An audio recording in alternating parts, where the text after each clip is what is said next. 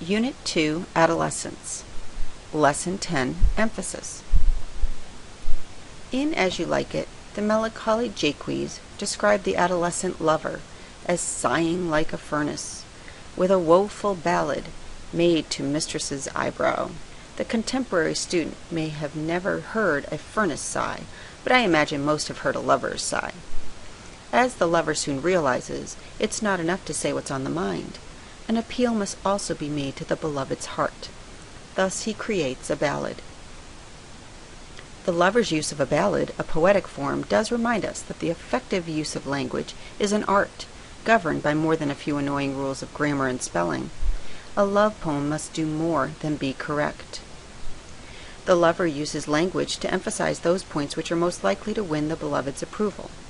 So just as we spoke of emphasis at the end of Unit 1, we'll also discuss it for the age of adolescence. In this lesson, we'll continue our study of sentence patterns, figures of speech, and tropes. Grammatically, a sentence is complete with the first clause. A clause is a subject-verb combination. A sentence which lacks clear emphasis can be described as a loose sentence. Most of our sentences are loose sentences. The opposite of loose are emphatic sentences. Emphatic sentences have a clear point to be made. One type of emphatic sentence, which we discussed in Unit 1, was a parallel sentence. You'll recall that parallel sentences emphasize related ideas by phrasing them in similar grammatic structures. We see this in lists and comparisons. In this lesson, we'll examine two more sorts of emphatic sentences: cumulative and periodic. In and of themselves, emphatic sentences are not better than loose sentences, and certainly your sentences in an essay should be a combination of the two. However, being able to compose for emphasis gives you fuller control of your essay, helping you direct the reader's attention to that which you feel is most important. Cumulative sentences create emphasis by adding ideas to the end of the sentence. Cumulative sentences begin with the main subject and verb and add modifying words. The composition of cumulative sentences can be demonstrated using the student essay for Unit 2.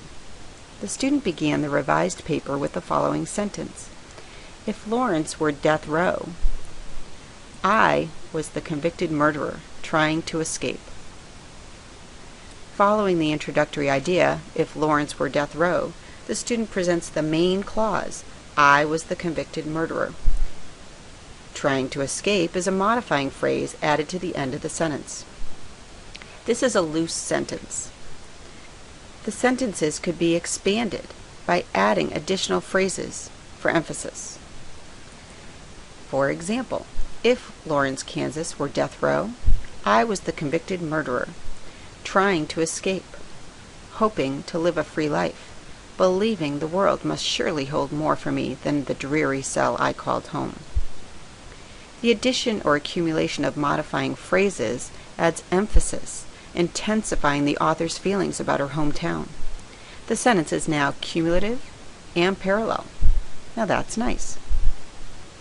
Whereas the cumulative sentence states the main idea and then adds modifying phrases, the periodic sentence begins with the modifying phrases and then adds the main clause. By doing that, the reader is held in suspense, waiting for the final phrase that makes sense of the opening ideas. The periodic sentence, therefore, seems more dramatic than the cumulative sentence. The cumulative sentence we just viewed could be constructed as a periodic sentence by beginning with the phrase, trying to escape, hoping to live a free life, believing the world must surely want more for me than this dreary cell. I was the convicted murderer, and Lawrence, Kansas was death row. Placing the main idea at the end creates suspense. The reader is forced to suspend his judgment until the full idea is stated. Of course, if the modifying phrases begin to pile up, the reader may get confused or simply lose interest in the sentence. So don't use so many that the reader gets waylaid from the sentence's purposes. You won't be practicing these patterns, periodic sentences and cumulative sentences, until Unit 3, so hold on to these notes. but you may want to try playing with them for your cause and effect essay. Next, I'll consider other rhetorical devices. In Lesson 4 from Childhood, we introduced two figures of speech, asyndeton and polysyndeton. In this lesson, I'll introduce the figure of antithesis. Antithesis emphasizes an idea by repeating its opposite. In addition to producing emphasis, you can use antithesis as a hook and frame your essay's development on exploring these opposites. In the student's revised essay, there are several good examples of antithesis. One example is in paragraph 9, the conclusion. The student places the idea of security against that of being threatened when she writes, "More secure in my identity, I grew less threatened and less prejudiced." Notice more secure and less threatened are contrasting ideas.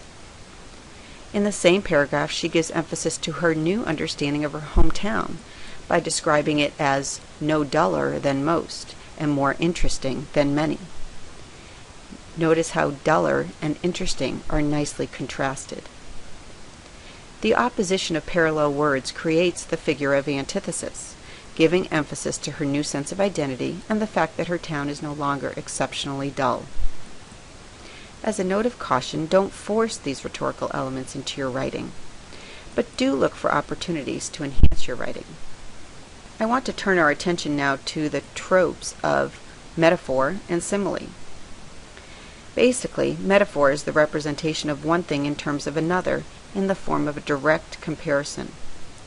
The student uses metaphor when she writes that her hometown was death row and that she was the convicted murderer. A metaphor is strong. A simile is for practical purposes a weaker metaphor. Similes indirectly compare one thing to another, using such terms as like or as. For example, the student might have said her hometown was like death row, or that she felt as though she were a convicted murderer. A metaphor is more emphatic than a simile. It states boldly that one thing is something else, and I am all for being bold in writing. Shakespeare wrote "All the world's a stage," not "all the world is like a stage." The metaphor dares the reader to consider a fact rather than a mere possibility. Finally, however, both metaphor and simile are most effective when comparing the unknown to the known. Both, therefore, begin to lose their effectiveness when they become commonplace. So avoid cliches, like the plague, which, by the way, is a cliche. Also, as a note, don't mix metaphors. For example, at the end of paragraph 6 of the student essay, she describes her new sense of pride and power as she sums up her feelings with the cliche, "I was the master of my destiny, the captain of my ship." Instead of using this overused expression or cliche, the student could have explored further the prison metaphor. She could have said, "I was no longer an inmate, free from my prison past. I took charge of my own life." Also understand that used effectively, metaphors and similes can do at least three things. They can provide valuable insight into the subject of an essay in a fresh new way. They can provide a unifying idea to the whole essay, just as the student did before she got off track with that ship metaphor. And finally, they can help establish the emotional tone of the essay. Adolescence is an age of passions. Whether composing a report, cursing our enemies, or singing a ballad to our mistress, our writing will be more effective when we pay attention to how meaning is discovered and shaped by our language. Now it's your turn to play with language.